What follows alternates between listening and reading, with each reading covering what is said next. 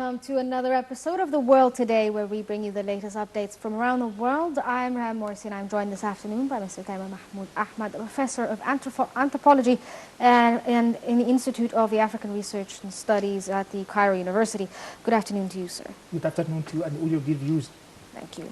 Let's start with our first news item from the Egypt Independent that reads, Egypt's first National Youth Conference kicks off tomorrow.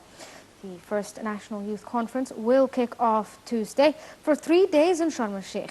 It will be held under the auspices of the President, with nearly 3,000 Egyptian youth from different fields set to take part in the open forum to discuss current issues as well as the future of the country.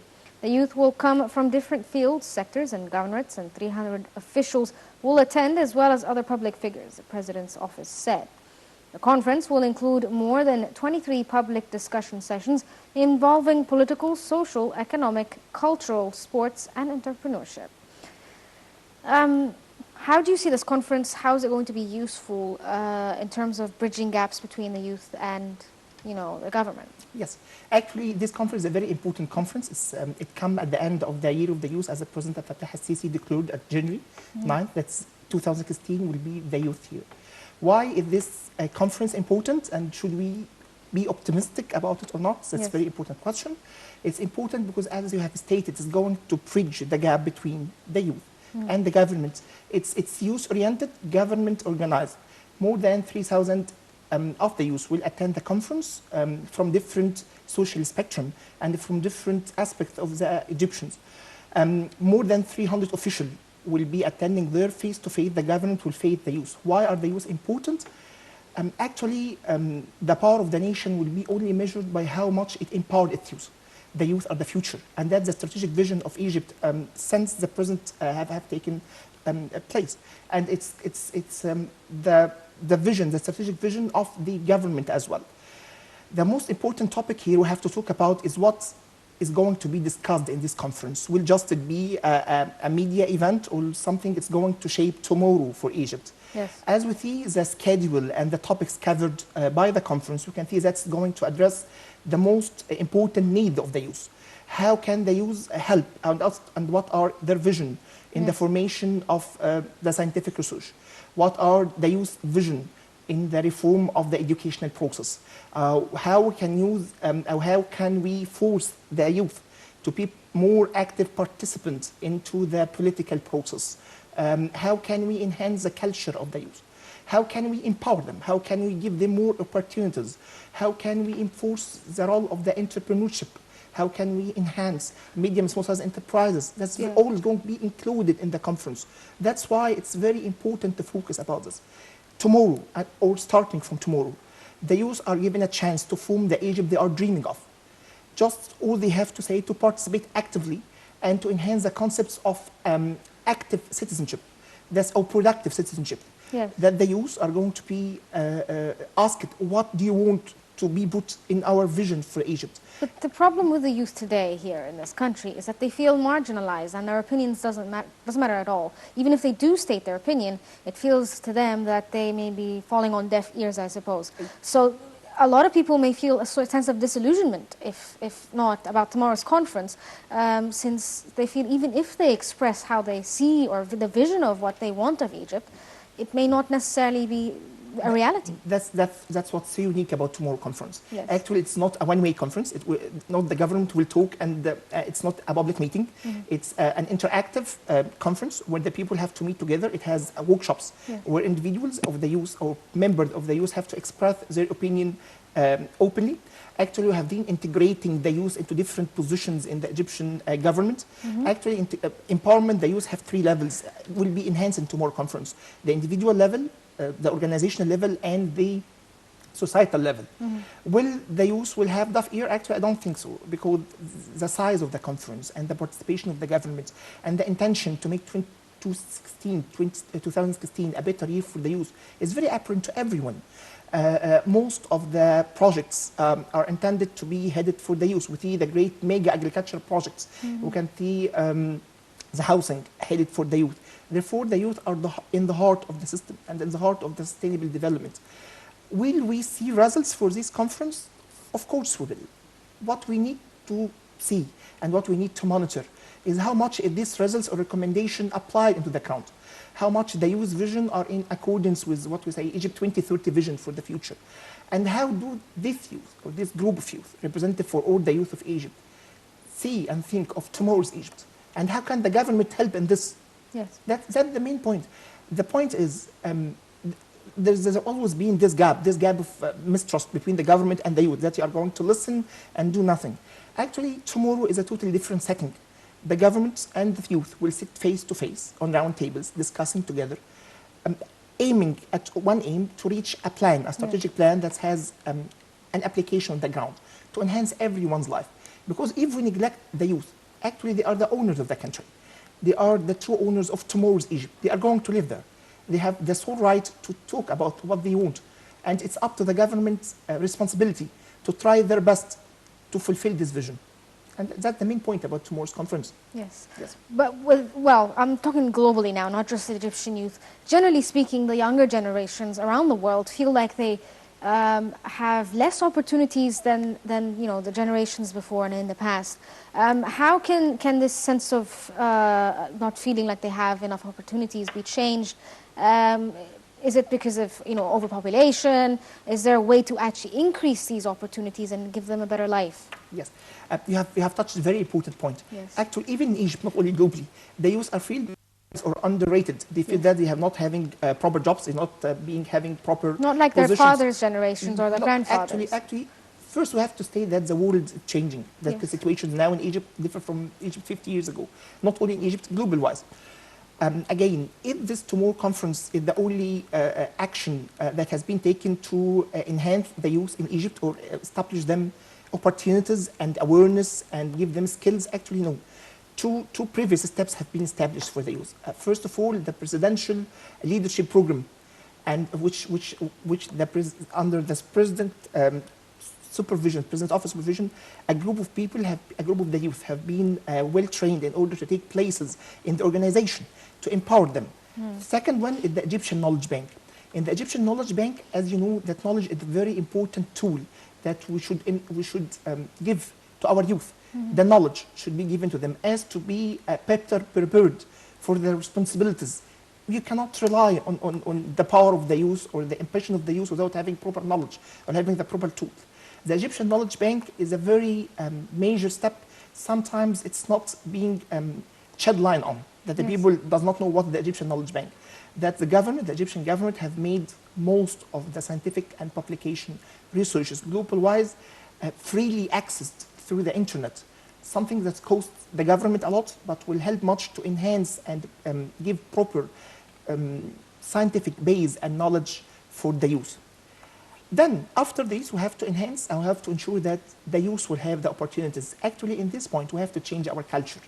What means our culture? We have to change our culture from the age-set culture into the performance and the competence culture. That means if two people are applying for the same job, one is old and the other is youth, we should not judge them by age. We should judge them by their capabilities and their effectiveness to perform this job. How can we change this? If we have a generation of well-qualified youth people with the political will and the society will to empower them into the different organizations of the government and the private sector. That's a very important point to talk about. Then we are going to shift this paradigm from the youth mind. Today, we have got a policy to give funding for the small and minimum enterprises. That's very important because only the youth can work in this. So the point is not that our youth are deprived from chances. Actually, the chances and the youth are not meeting each other on a common point. Yes. And that's the importance of the media. Let me state about this, that we should introduce what the government and what the system is offering for the youth. You can do your minimum enterprise. You can have your small enterprise. We can work together in small business. The banks are going to fund you. The government is supporting you. If you have any idea, go to the government or go to the social fund and have one. The cultures in the different organizations, as I have stated before, has to be changed. To give a chance that the youth people are not underqualified. Instead, they are very qualified persons. Just give them a chance, and they are going to show themselves in different positions of society. Okay, let's move to the next news item that we have from Al Ahram online that reads Rafah border crossing closed after 7 days of opening. The news item itself reads the Egyptian authorities closed Rafah crossing earlier after a 7-day humanitarian opening. The Egyptian authorities last Wednesday opened the Rafah crossing between Egypt and the besieged Gaza Strip in both directions to permit the crossing of humanitarian cases, just a few days following the crossing's opening on Saturday.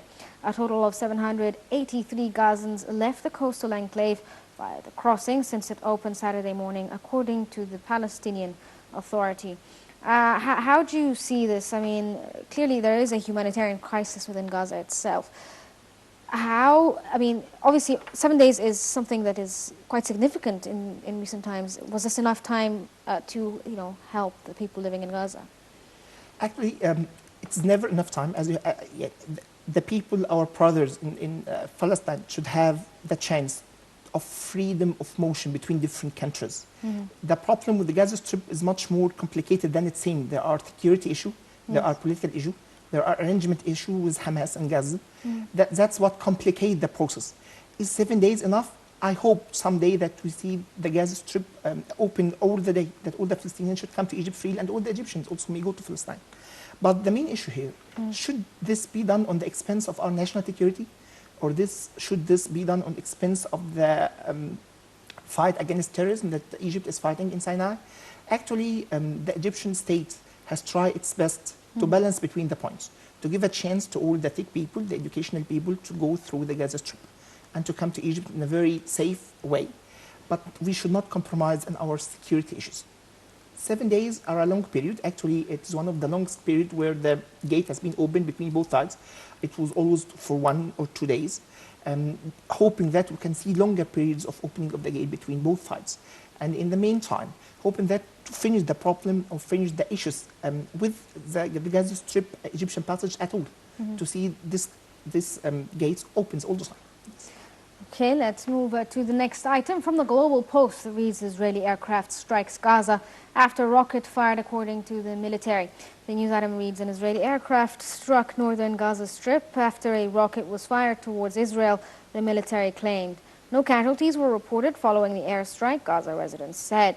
The rocket fired towards southern Israel set off sirens after tracking systems monitoring the launch, but it landed inside the Gaza Strip, according to a military statement. Small cells in the Gaza Strip, which is controlled by the group Hamas, sometimes launches rockets into Israel. Hamas has observed a de facto ceasefire with Israel since 2014, when 2,100 Palestinians and 73 Israelis were killed in a war. How do you view the situation in Israel, the Israeli and the Gaza Strip? Gaza is an open-air prison, basically. Yes. How are the people living there handling it? That's the other side of the story about the previous news. Rather than Gaza Strips and the gates and humanitarian cases moving between Egypt and Gaza, Gaza Strip itself is a very, let's say, it needs help from all the countries surrounding Gaza. How I see the condition, actually, it feels annoying for me as a Muslim and as an Arab to see my fellow colleagues trapped inside a Gaza Strip and that Israelis are fighting for them or shooting them. But we have to say something here. Even the Egyptian policy have stated so many times that it's time to find a final solution for the Palestine issue, for the Gaza Strip. Let's go for election. Actually, we should not mix between the political and the humanitarian. I know on a humanitarian level, they have my heart. I'm totally with them. Yes, of course, firing rockets by methods on unarmed people, children, schools, are, I think, a form of crime of war. They should not be unpunished. In the meantime, is it not the right time, or is it not the proper time to sit together to find a solution for this problem? All the parties handling this problem. We have seen the initiative by President Fattah so many times that it's time that all the parties involved in the problem of Palestine to sit together to find a solution for this. The main issue of this is that the people of Gaza deserve to live in a way at least should be described as human. They should have electricity, they should have food, they should have schools. They should not be threatened by aircrafts. They should not be threatened by rockets. Yes. Hamas should balance between. I actually ask myself, Is it a political group, or that's just a group containing a piece of area firing rockets all the day? That's important. We have to ask. We have a ceasefire. We should respect ceasefire. Otherwise, we should be involved in a bigger political process, first of all, with their Palestinian counterparts, with Fatah, with the President Abu Mazen. Then they are going to sit together to find solution for this. That's the only way, in my humble opinion. Okay, well, we're still going to talk about the Gaza and the Israeli crisis, where the Washington Post reads, Israel's next Gaza war will be last, according to the minister. The news item itself reads, Israeli Defense Minister Avigdor Lieberman said that Israel's next war with Gaza militants would be their last because, according to him, they will completely destroy them, adding that there remains committed to the two-state solution. Lieberman, speaking in an interview with the Palestinian newspaper Al-Quds, said, however, that he did not want another war in Gaza, which would be the fourth since 2008. The outspoken former foreign minister urged Palestinians to pressure Hamas, the Islamist movement that runs the Gaza Strip, to stop their policies. Lieberman is one of the most racist people out there. What do you think of the statement? Is this an actual threat of genocide? Yes, actually, I think it's threat more than actually something that you can achieve on the ground. Yes. You can't achieve a group of people or a group of ideas by war. And actually, that's not the best solution for this. War has never been the answer. Instead, we have to enhance and implement different solutions. We have used a more comprehensive diplomatic efforts to solve the problem. Saying a threat that is going to be the last war, we have seen this so many times. We have seen so many lost wars of Israel, actually. And none of them have been the last, because you have not treated the root cause of the problem. The root cause of the problem is that there is a group of people entrapped inside Gaza Strip. They are desperate. They are desperate for their basic humanitarian needs. But the political parties involved are not interested in finding a solution. That the other part of the story, as I've stated before, the political parties are actually hijacking Gaza Strip. They are taking them as human shields. That should not be extended for long. That's why we should work our best effort first to enhance the Palestinian relationship in order to find a solution for these people.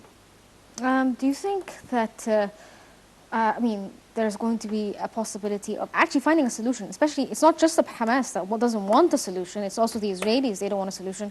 And Fatah is not very interested either, they're happy in the corrupt state. Yes, actually, Israel does not want solution. That sometimes we have to put the people against their responsibilities.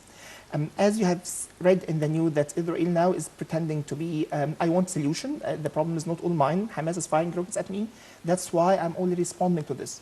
We have every party to face its responsibility. Hamas should stop ceasing fire.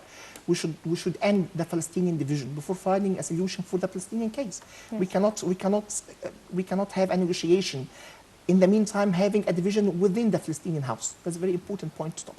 Second of all, if we are calling for peace, if we said that it's time for peace based upon fair solution, two-state solution with Jerusalem as a capital of the Palestinian state. Yes. That's to reach this point, we have to be united.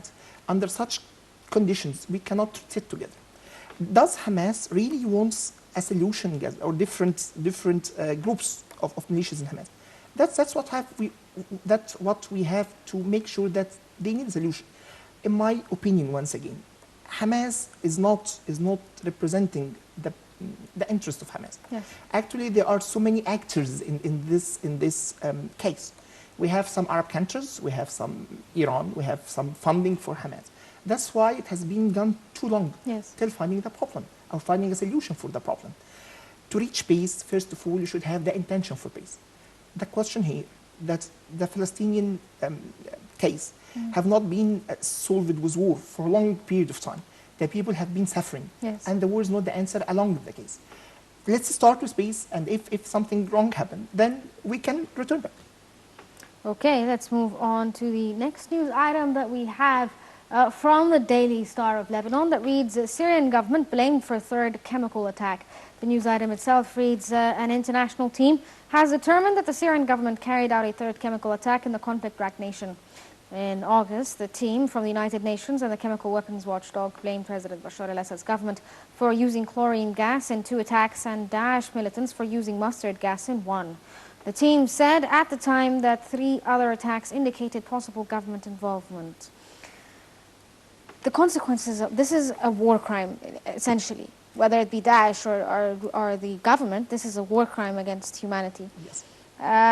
What are the consequences of this internationally? Actually, the civil war in Syria as a whole is a crime against humanity. Yes. We have got a nation, a tiered nation, suffered to every different form of war. Children are not having schools. Yes. People are moved in waves after waves. It is a war crime, of course. Everyone have committed a war crime should be punished and should be put into the international law, whether this is the Syrian regime or the militant groups. Yes. But again, is it not the time to find a solution for the Syrian problem? Actually, Syria has been the land of many international actors, many mega powers acting in Syria. If you look to the Syrian map now, you can find that Iran has a role, Turkey has a role, Kingdom of Saudi Arabia has a role, United States have a role. It's a proxy war, technically. Yes, it's almost so close to a Cold War on the Yes. Syrian. Therefore, we have an international war taking place on our Arab lands. It's up to the all the concerned about the Syrian people to again start to find a solution to this war. We have seen now in Iraq, next to it, that the international society is working to eliminate Daesh. Yes. It's again to have such a cooperation to work in Syria, to end the Syrian war. Because the Syrian war has gone for too long. I think there's estimates of almost 250,000 casualties. Yes. It's the worst of the worst. A nation too